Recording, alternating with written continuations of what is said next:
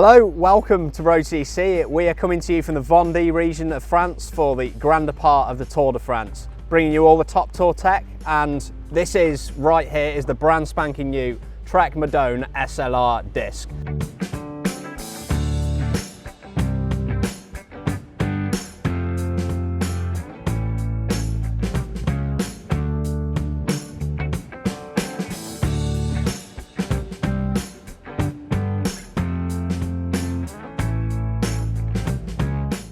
It's the bike being ridden by Bauke Mollema. It's the disc version and it's had a bit of a radical overhaul. Matt, can you run us through a few features? You've been having a nosy at the specs of this bike. Yeah. So as you say, it's not like Trek have just done a quick new job on this. They've really gone back to they've really gone back to basics and designed it from the ground upwards. And one of the most obvious differences being that they've added disc brakes to this version, but rim brake version is still available. So whereas before the 9 series Madone, it already had ISO-speed decoupler. Now ISO-speed decoupler is essentially a means of separating the seat tube from the top tube, so it allows some sort of movement there. As you can see, you can get a little movement there to add some smoothness to the ride, the idea being to add comfort but also to reduce fatigue that builds up over the course of the ride. And then what they've done this time round, they've still got ISO-speed decoupler, but they've also borrowed technology from the Demane, and this time it's adjustable. So whereas in the Demane you adjust it via the seat tube, here they've swung everything around and they've moved that entire element into the underside of the top tube. And if you come and have a look down here, you can see the slider. Yeah. So this slider is what you move that fore and aft, and that decides how much compliance there is.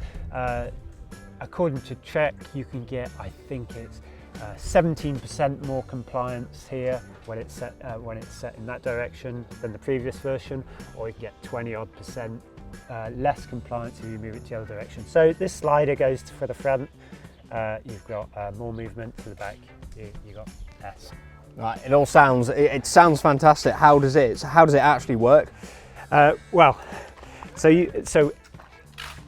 the brains, if you like, is in here. So you've got a decoupler that basically the seat tube and the top tube are no longer connected in the normal way. So rather than being a fast connection, they can move relative to one another.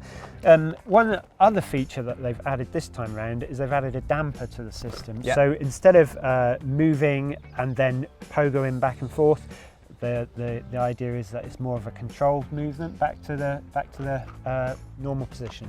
Yeah, right. So obviously this is Trek's flagship aero road bike, so correct. We're going to talk about the aerodynamics. Yeah. Obviously that's what we all want to know. Is it going to make us go faster, this bike? Well, is it going to make Trek Segafredo go faster? According to Trek, of course, it's a super fast bike. With regard to the aerodynamics of the new version, their aim was, with all these added features, the adjustable ISO speed and the addition of disc brakes, the idea was to maintain rather than to improve the aerodynamic efficiency of this bike. So, and that's what they say that they've done. So the aerodynamics is very comparable to previously. It's almost exactly the same. I think there's a small hit, but tiny, and according to Trek, it's within the margins of the wind tunnels margins for error. So it's virtually the same as before, but with the addition of new features.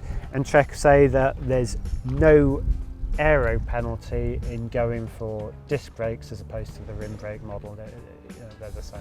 Okay, and what about the weight? So the tubes look chunky, it's an aero bike. What about the weight? Have Trek made gains there, or is the weight dropped?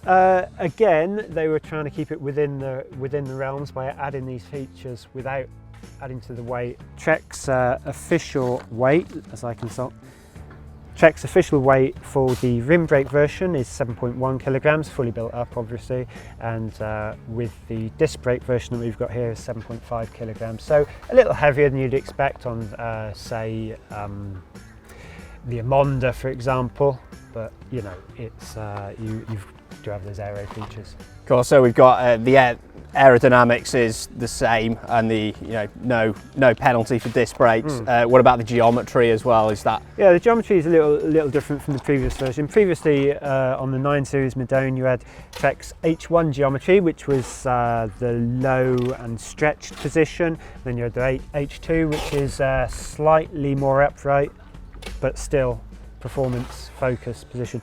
Here they split the difference. They've gone for H1.5, which, so rather than having molds for two totally separate versions, they've gone with H1.5, which sits somewhere in the middle. But we've also seen a bit of a change to the front end. The handlebars are very different to the previous version. Yeah, previously nearly all of the 9 Series models had a single piece cockpit, a one-piece handlebar and stem. That's great in terms of aerodynamics, but there's no adjustability, so you fit it, and that's your lot there. Here, Trek have moved back to a 2-piece system.